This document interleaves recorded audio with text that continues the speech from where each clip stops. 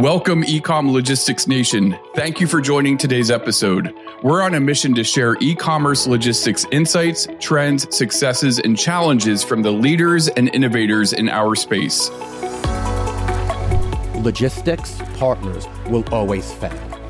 That is a fact of life. Your carrier, your 3PL, any other partner that you're working with will always fail. Your job is to judge them and assess them in light of that failure. Welcome, eCom Logistics Nation. Excited to be here again with another great conversation at Manifest 2024. I'm here with my new friend, Andreas Andrea, and he has a really interesting background in supply chain operations. I actually just learned today that I'm no longer going to share how many years I've been in the industry. I am just going to say I'm a seasoned supply chain logistics guy, and Andreas is seasoned as well and has a very vast experience. It's funny you say that because I actually have learned that I need to actually be very explicit about how many years I've been in the industry, because people see me and they think they can pull a fast one on me. And I'm like, no. I've worked in warehouses. I've worked with 3PLs. I've worked with UPS. I've worked with FedEx. I worked through COVID. There's a lot of experience here. And if you try to pull some BS on me, I'm going to know what it is. And I literally was in a meeting a few weeks ago where I said, gave explicit how many years I've been in the industry, so people figured out how old I was. And one of my colleagues was like, why is he telling them how old he is? And it's because I want people to make sure they understand that I am not some new person, new to the industry or new to life, and that excuses or whatever explanations they have, they're not going to fly. See, I let the gray hair speak for how long I've been doing it. That's awesome. No, I think that's great. I loved when I was looking at your background. You have a vast experience in a lot of different spaces. I think what's always cool, I've been a fan of Shark Tank since it came out, and you were with a company that was on Shark Tank and living through that kind of, I'm sure we'll get into like hyper growth activity that comes out of that show.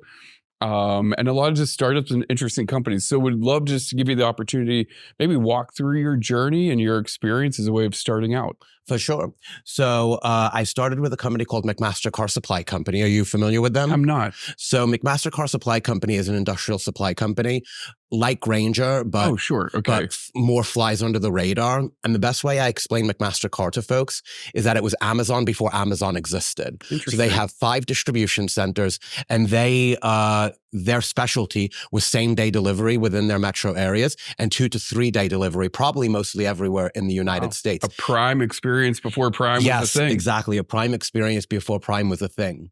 So, and the most well-run operations that you will probably see, warehouses that you could eat off the floor. And what they did is they took graduates from top 25 schools and put them through a management training program. Okay. So I kind of like fell into supply chain because I went to McMaster-Carr. It's very supply chain and operations focused. That's what I learned. And then I joined them shortly before the Great Recession. Unfortunately, I lost my job during the Great Recession. And during the Great Recession, for folks like me who had a little bit of experience, but not much, what really happened is that you were only getting a job that you were super overqualified for. So that took me to work in the Vans sneaker warehouse. So Vans is part of VF Corporation. I worked in their warehouse for about 3.5 years. Okay. Not a job that I thought I was going to get as a graduate from Georgetown University, right? What did you study, by the way? International politics. Okay. So nothing related. I studied marketing, so yeah, right. Nothing related to supply chain at all. International politics, a focus on the Middle East, Islam, Christianity, things like that. So did not think I was going to end up in a warehouse, but there was a couple of reasons why I did. Reason number one was because you were only really getting jobs that you were super overqualified for. The other reason why is because I was going to have heart surgery around that time. Oh my goodness. And this was before Obamacare and before health insurance became a little bit more accessible. Sure. So I knew because I was going to have heart surgery, I needed to get a job where the health insurance, the cost and the stability of the health insurance was going to be the number one thing that I needed to prioritize. Wow. Not the salary, not growth, not anything exciting. Your health. My health, right? And unfortunately, those or trade-offs that you had to make at that time, and I'm sure people still have to make now. Sure. So that is how I ended up in that position. But then I was able to work there for about 3 years and then move into a role in their global supply chain office, which is where I got more experience in the end-to-end supply chain. And from there, from my experience at VF at Vans, I really learned how is a good warehouse supposed to run? How is a good supply chain supposed to run? And that's really the experience there that I took through the rest of my career, understanding how the end state should look. What is a best-in-class ERP? Right. What is a best-in-class WMS? How are these systems supposed to talk to each other? What is a best-in-class logistics information technology solution? That's the experience that I got from there. From there, I got into my first kind of like startup head of function role at a small lighting company called EcoSense Lighting. I was head of logistics and warehousing. Okay. At that point, I had known a lot about warehousing and I knew very little about logistics. But after she hired me, my boss, who's a tremendous person from EcoSense, told me, I knew you didn't know a lot about logistics, but I knew that you were smart and you could learn. And that's basically what I did. So when I was at EcoSense, I got a crash course in logistics, learned about companies like Flexport, CH Robinson, learned what TMSs were, learned what parcel was, learned how parcel pricing worked. Right. I went to Parcel Forum for the first time, sat in their shipper forum, learned everything that I could, spoke to as many people as I could. That company didn't grow as expected, as happens with a lot of startups, Sure. right? Was that the Shark Tank company? Or No. That's, okay. Shark Tank companies after FabFitFun. Okay. So next is FabFitFun. Okay. Which so far, has really been the most interesting work that I've done in my career, because I was there during COVID, right? Not necessarily because FabFitFun is the most interesting. They are very interesting, right? But it was more working at FabFitFun during COVID. That was the most interesting thing. So what was so interesting about that experience is that they're a huge e-commerce shipper. They actually were having some troubles before COVID. And then during COVID, anybody who was selling anything online basically got a burst of business during COVID, right? So did FabFitFun. And what was really unique about FabFitFun, and this is part of the story that I told at Parcel Forum after FabFitFun. So I went to Parcel Forum to learn everything I could. Then I went to Parcel Forum several years later to give a talk, which is nice, right? Great evolution. Right. Yes. And then the Home Delivery World asked me to speak about this experience as well. And that's where I got also connected with some reporters from the Wall Street Journal. They interviewed me to get my perspective about regional carriers. So it's kind of like a nice evolution. Right. So at FabFitFun, a huge e-commerce shipper, but not just a huge e-commerce shipper, a seasonal e-commerce shipper. So the way FabFitFun's e-commerce works is that for 1 month, they ship everything for that season. And then for 2 months, you ship not a lot. Then for 1 month, the volume goes really high. And then for 2 months, the volume goes really low. Let's put that into perspective a little bit, because recently I was at their facility in California. Chino. Yes. Those spikes are massive. I mean, you're massive talking, spikes. We're not talking about like a peak season 2, 3X. So let me tell you something. So when we were diversifying our carrier base, we took a risk on a small regional carrier in Texas who was nothing, but we got connected to them. And we said, well, you know what? Let's experiment. Let's see if we could take this regional carrier and see if we can grow with them. Okay. And if in our business, they could grow off our business and they could give us good rates and we could both grow together. And I went over there and I sat in their office and there was 10 people and just me. And I said, the volume spike is huge. It's massive. I'm telling you it's massive. I've given you the numbers. I know just from how this conversation has gone, you do not appreciate it. When it comes, it's going to come fast, it's going to come hard, and you're not going to be able to know what to do. So prepare as much as you can for it. Right. And you know what happened? I can only imagine. They were not very well prepared for it. And unfortunately, that was a risk that it did not work out. That company is no longer in business. I don't regret what we did though, because it was very controlled. It was only 5% of our overall volume. Obviously some end consumers had bad experiences, but you do have to try things out, right? And that was a risk that was well worth taking. And I knew that they were going to, I knew it was going to be a big challenge for them because I went to seasoned players and it was a challenge for them. Oh, 100%. So I'm like, if I'm working with the first or second biggest regional carrier in the country and they got slammed, you guys are certainly going to have to understand what's coming. And that's right. So I told them everything. I warned them. I tried to explain to them what was going to happen, and they did not heed my warnings as well as they should have. So at FabFitFun, I was hired as a senior transportation manager. Okay. And to be honest, the job was a little sleepy. My job was basically to renegotiate the FedEx contract. And because it was such a huge spend, let's just say, these are not the exact numbers, but just directionally accurate, let's say $80, $100 million worth of freight spend. If all I did in my time there was renegotiate that contract and save 5 to 10%. Which is an annual contract, right? Right. So, I mean, that pays for my salary. Right. Forever. Right. So although it wasn't necessarily the most dynamic role when I joined, it was definitely still a role that had a tremendous amount of return on investment for the company. And also I started their direct import program. So I started the first containers that we were working with our sourcing partners overseas to create product, private label product, and label branded from other companies and bring in. Because previous to that, everything was DDP. So they were just getting everything to their door. But we really, at that time, had developed a very strong sourcing team. The head of sourcing, there is an amazing person, very strong. And she was trying to create a program where we could create our own products, either private label FabFitFun brands or brands from other companies. So I started all that. Well, then COVID happened, right? And my role goes from a sleepy role, just responsible for bringing in a few containers and renegotiating a contract every year, to one of the most vital and important roles at the company. And that's where we started to understand that we were going to have to diversify carriers.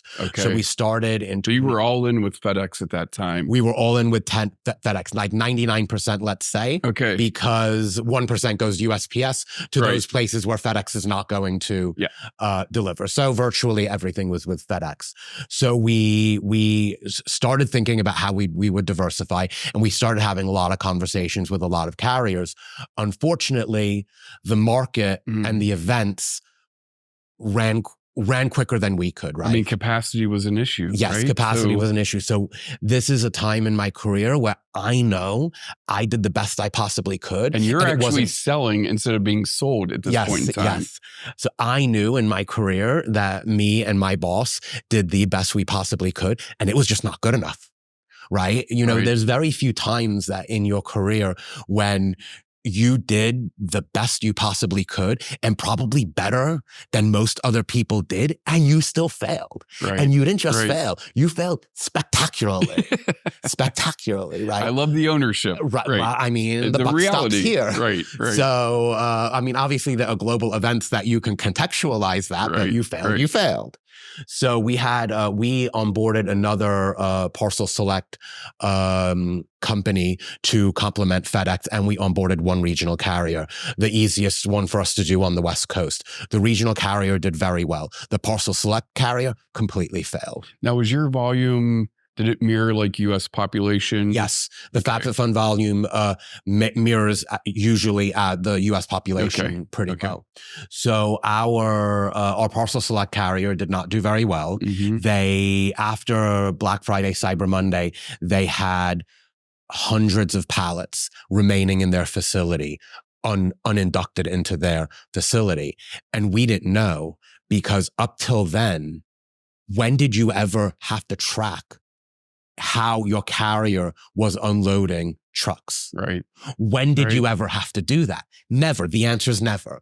When before COVID did you have to worry about if FedEx was going to pick up? Never. Occasionally, maybe a hurricane, right? But basically Act never. of God, Acts of God that were very temporary. When did you have to worry about that? Never. When did you have to worry that your parcel carrier was not inducting your freight?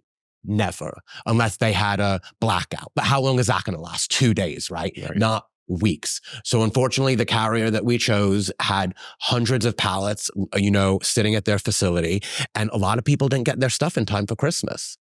So thankfully, while we were trying to work through that with them, we had already been talking to an East Coast regional carrier, and we didn't sign a contract with them originally because they weren't willing to help us with the line haul. And we said, look, we're going from 99% FedEx to a West Coast regional carrier, another parcel select carrier. I don't think we could take on line haul too. So if they're not going to do line haul, we're going to stick with what we have. Well, thankfully they come back and they said, oh, now we think we had stood up a line haul capability. So during that break between Christmas and New Year, where we all work, but we try to like take a little bit of extra time off, right? Right. Everybody does it. Don't tell me you don't. You're not working 10 hours a day between Christmas and New Year. When you're supposed to be taking a little bit of time off, that was not my winter of 2020. My winter of 2020 was working with our carrier who still had uninducted pallets, and then working with the East Coast regional carrier to finalize the contract. So the only thing I could really do, I can't get those pallets and those parcels through the network faster. But I went to our founders and I went to our director of customer service and said, I have this contract signed before New Year. That's the best I can do, right? Is try to further diversify. So all of 2021 was all about how we could make sure winter 2020 didn't happen again. Right. And so we onboarded an East Coast regional carrier who, if you want to know, they're both the same now, the East Coast and the West Coast regional carrier. Yeah. Everyone can Little guess. Acquisition there. If you know, big acquisition. As they say, if you know, you know. And then we also onboarded a small box carrier because we could get a really competitive rates on our small boxes. And then we onboarded the Texas regional carrier that did not do well.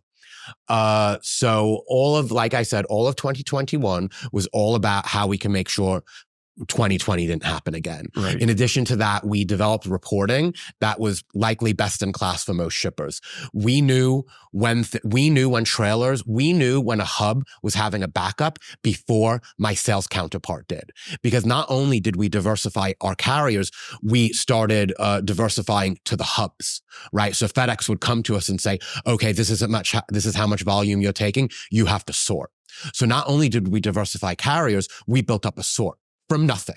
Wow. From nothing. We built out a sort from nothing and a diversified carrier base from nothing. So we were sorting maybe to 10 different hubs to maybe 5 to 6 different carriers and 10 to 12 different hubs. So I could tell you the induction progress, not just of every carrier, of every hub, because of the lessons that we learned during winter 2020. So I would call up my friend at the carrier and I would say, hey, Jim, you have a problem at your New Jersey facility. And he would say, oh, I don't think so. I haven't heard anything. I'm like, make a phone call. 1 hour later, I'll get a call and I'll be like, oh, yeah, we're backed up. I'm like, I know you're backed up because I have a report that tells me when things are being inducted or not. Right. And what I could tell you is that winter 2021 went very well. And it was because I have to be intellectually honest and say is because a lot of the carriers built up a lot of capabilities. But what I had built my plan on was that one of my major carriers would fail. I had redundancy in my plan. And that's beautiful. And I assumed, although I studied history at school, I know the axiom history, doesn't repeat itself. Right. But I thought it would be the one that struggled before. It wasn't. It was a different one. Right. But my contingency plans and my resiliency plans were flexible enough flexible enough that I was able to just move around. So it didn't matter. So really my plan was about a major carrier failure. It wasn't about which carrier would fail. I had a prediction on which one it would be. Right. My prediction was wrong, but my resiliency plan was good. Right. So it didn't matter. So as peak went on, we had to basically turn almost all volume off to one of the carriers and then give the volume to the other carriers. And I was doing carrier forecasts on the fly. So when I turned one carrier off, I had to go to the other carriers and say, you're getting more volume. They would say, where? I said, I don't know, give me 1 day. So what I would do is we would turn the carrier off the rate shop would work for half a day. I would take the data for that half day only, and I would build a new forecast. And my hope and my assumption was that that half day was representative of our volume as a whole. Because if that half day was not representative of our volume as a whole, I gave a bad forecast. Right. Thankfully, that assumption was good. Okay. So that worked out fine. So I was able to give, generally speaking, maybe off half a trailer here or there, but a pretty good forecast to those partners. So that'll happen. That worked well. Very happy with myself. Yeah. Got FabFitFun through that. And then, I kind of was looking at, what the next thing would be.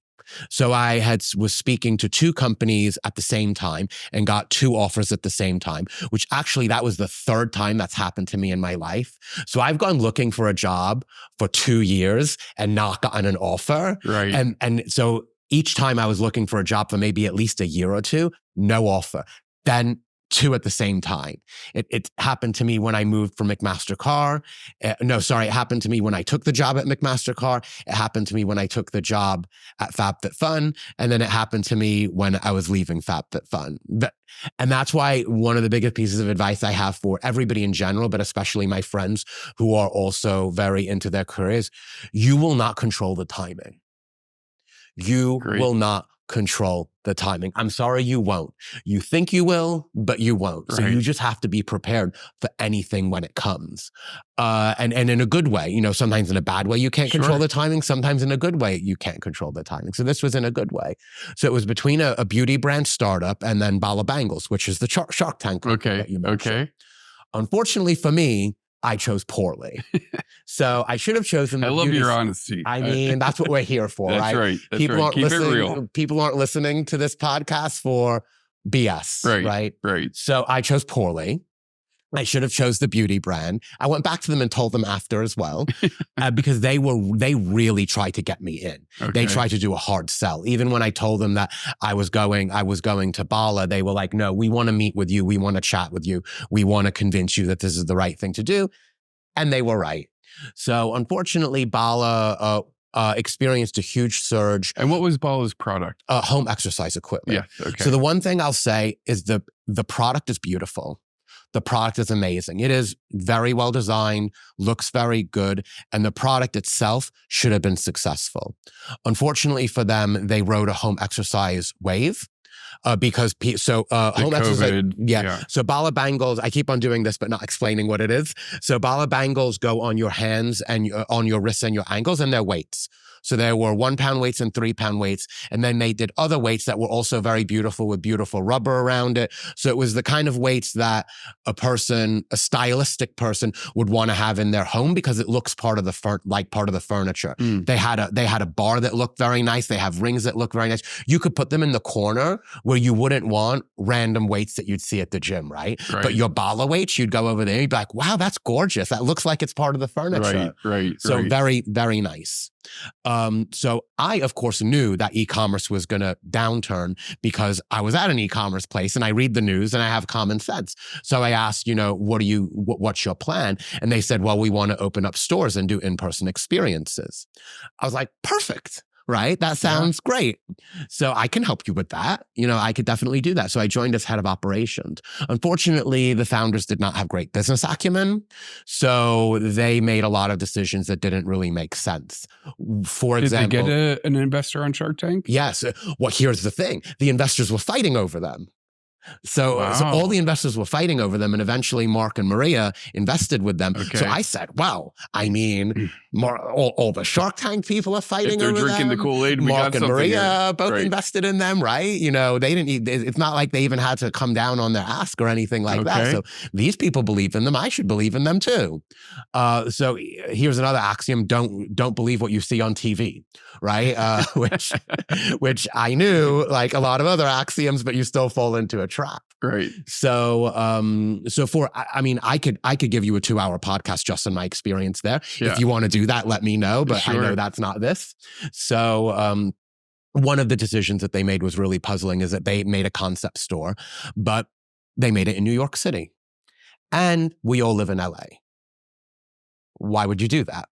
So it was very hard to set it up. Everybody had to go there. It was in Soho. They had to spend money on very expensive hotels. They constantly had to spend money on airfare. The store itself was over budget. But I will tell you, just like the product, the store, absolutely gorgeous. If you see pictures of the store, you're going to say, wow, that's a really nice AI generated store. And I would tell you, no, that store actually exists in reality. So beautiful. The store, just like the products, was absolutely beautiful. But there were a lot of decisions like that, like making the store in New York when all of your staff was in LA, that didn't make sense. And when I asked them, they said, well, our data told us that most of our customers are in New York. And I'm like, no, most people are in New York. It's not that most of your customers are in New York. Right. Like that. You see that there's not sophistication to that thinking, right? Where of course the data is going to tell you most of your customers, oh, the highest concentration of our customers are in Manhattan. Wow. Okay. Like amazing insight. So, and the reason why I joined that company was because, and I didn't join the beauty company, was because I wanted to get in on the ground level as much as I could in the most gritty situation I could and have the most early stage startup experience I could. That was actually correct. That is what happened. Right. It just wasn't the experience I was hoping for, right? Sure. So my experience, I'm sure, is both exceptional to me and typical to very other people joining these companies. So I would have been an assistant manager to that store, right? I could have worked from that store all the time. We could have helped, but obviously we couldn't because it was in New York. Yeah. So that was one of the examples of bad business decisions that ended up not working out. So about 6 months after joining Bala, the company started letting go about a third of its staff over the course of the next few months. So by the time I was laid off to a couple of months later, there were like 5 people left out of a staff of 30. That's what happened there. Now, thankfully, I ended up on my feet pretty quickly with Murad, which is a skincare company in the Unilever Prestige group. That happened through luck as well as just always making sure that you're out there and you're talking to people, because I had interviewed with a similar role with Unilever Prestige in operations and supply chain about a year earlier when I was still at FabFitFun looking for my next role.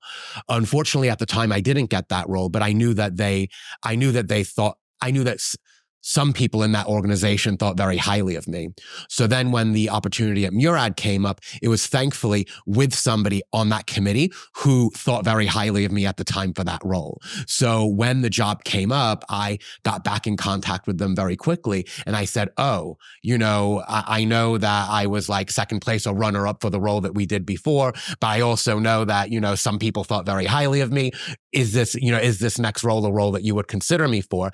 And the answer was yes, and it happened very quickly. Amazing. So I like to tell that story because I think it does show that you can find success out of previous failures, right? So, not getting a job is a failure. I didn't win that time, but I did then that experience in speaking to those people and really being out there and making sure I spoke to as many people as possible when I was in much more need of a job. When that happened, then things worked out pretty easily when they might not have. And I don't know if you remember not last year, but the year before, like August, September, October of it would have been 2022 was like, but we all thought 2023 was going to be a recession, right? Right. So not only was I scared because I lost my job, I was scared because I'm like, oh my God, it's a recession's coming. So not only have I lost my job, but I have a lot less confidence that I'm going to bounce back into a good role. Right. So now, thankfully, like I said, because of the previous experience I had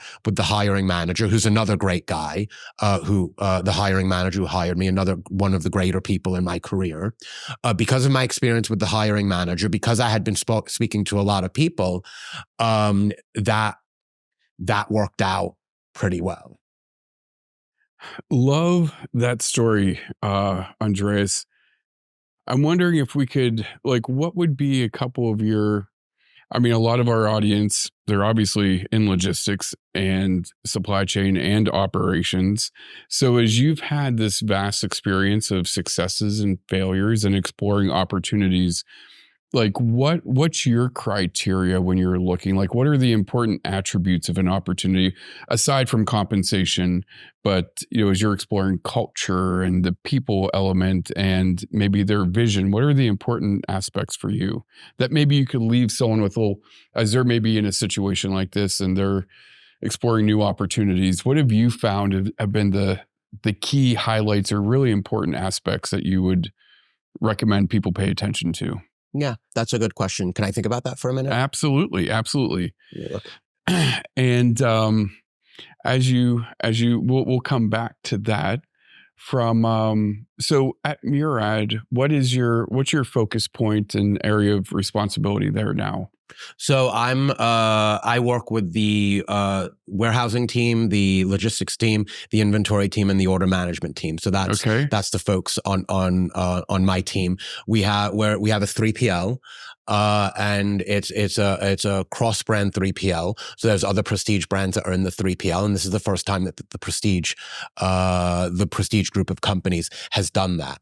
So is it like one facility with only Prestige brand clientele? Yes, and an interesting external model. 3PL. Okay, yes, okay. And it's the first time they tried that. So one of the things that I find the most exciting about my opportunity at Murad and Prestige isn't just the work I do at Murad, but how I can leverage the supply chain operators that work for Prestige, who are great people, and also the supply chain folks at the other brands that I can learn from. They learn from me and I learn from them. So in this group of people, I probably have the most parcel experience, but they probably they definitely have experience in a lot of other areas that are that I don't have the experience in, that are super interesting. So you work for one company that's not the biggest company, so it's very manageable.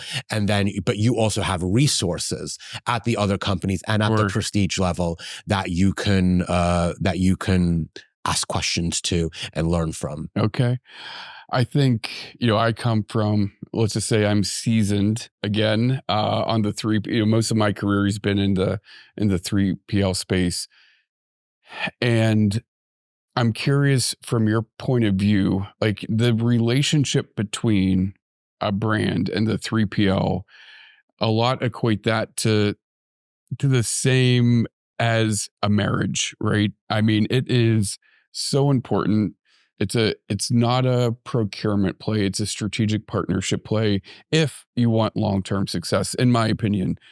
So maybe from your perspective too, what has it been like?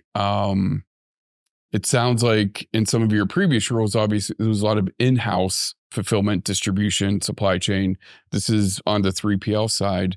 Are there any thoughts or advice that you would give to companies that are maybe exploring using a 3PL for the first time or need to kind of level up their relationship? Like, what are those key dynamics between a brand and a 3PL?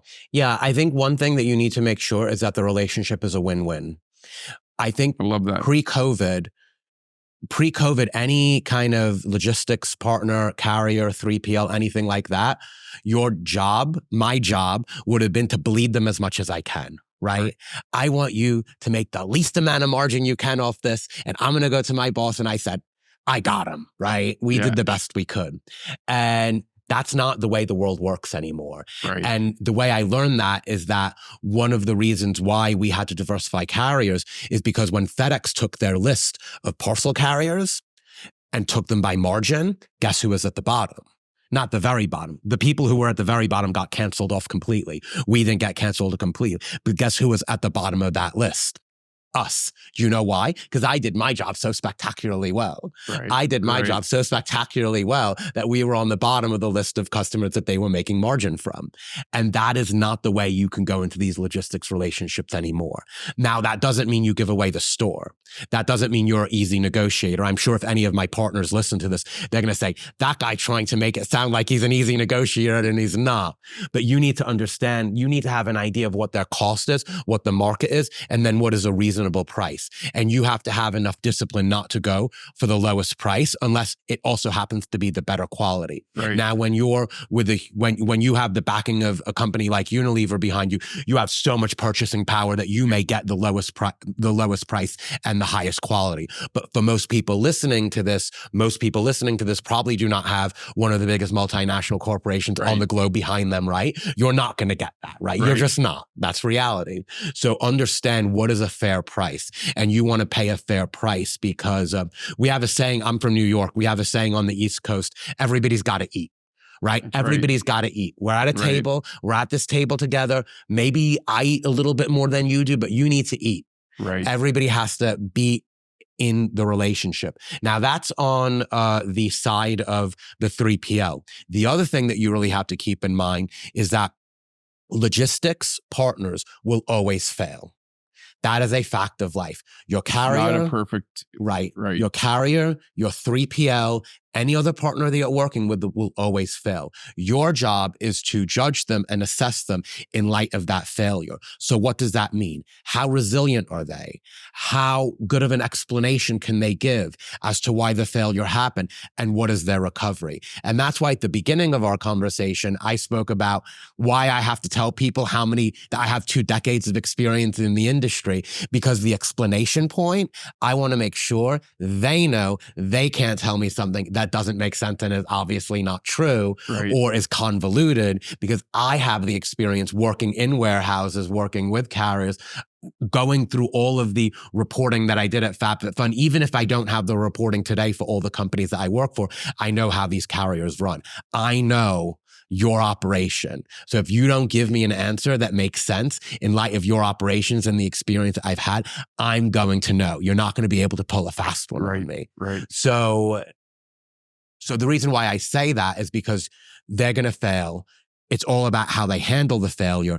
And the important part is, how do you communicate that up to your bosses, and not just your boss who might be an operations professional, but the founder. Right? If you're working with a founder that wants to move from FedEx to UPS because they lost a package, and you're like, no, it doesn't work that way, right? You kind of have to explain to them that it doesn't work that way. Grass isn't always greener. Right. Yep. I remember that when during COVID, there would be things on Twitter all the time about logistics or online, and some people at FabFitFun would email me or send me a note and be like, "Oh my God, I just saw this note, that a box was thrown into a patio. Should we move away from this carrier?" And I said, no, we shouldn't move away from this carrier. Everything's going just fine. And unfortunately, out of millions and millions of shipments, you're going to have one dumb carrier that decides to kick the package from the sidewalk to the porch.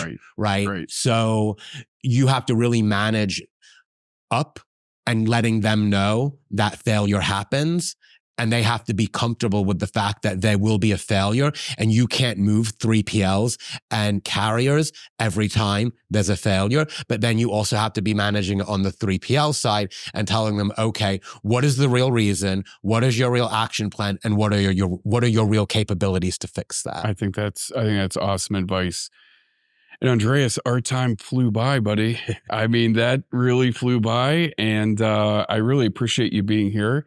Can you share with the audience, what social platforms you share, whether it's LinkedIn or Twitter? I'm on LinkedIn, so you can find me on LinkedIn if anybody is interested. Awesome. And we'll put that in the show notes. And again, really appreciate you being here, and enjoy the last day of Manifest. Thank you. Thanks for joining. Thanks. Appreciate it. Hi, I'm Ninad Acharya, CEO and co-founder of Fulfillment IQ, and I'm here with Dan Call, CRO and partner at Fulfillment IQ. We're the team behind the eCom Logistics podcast. Our mission is to provide you with genuine insights from our work alongside logistics leaders to help you improve your supply chain. In the eCom Logistics podcast, we share the knowledge and the insights we've gained from working alongside amazing brands, retailers, 3PLs, and VCs, so you can make the most out of your supply chain journey. If you like what you're hearing, we'd truly appreciate your support with a 5-star rating on your favorite podcasting channel. Your feedback not only keeps us going, but also helps others find the podcast. If you think Fulfillment IQ can assist you, or if you have an idea related to logistics, just reach out to me on LinkedIn. I'm always up for a chat and ready to explore new possibilities together. Stay tuned to the eCom Logistics podcast on your favorite podcast platform for fresh and practical insights into e-commerce and logistics. Until next time, let's keep making a difference in logistics together.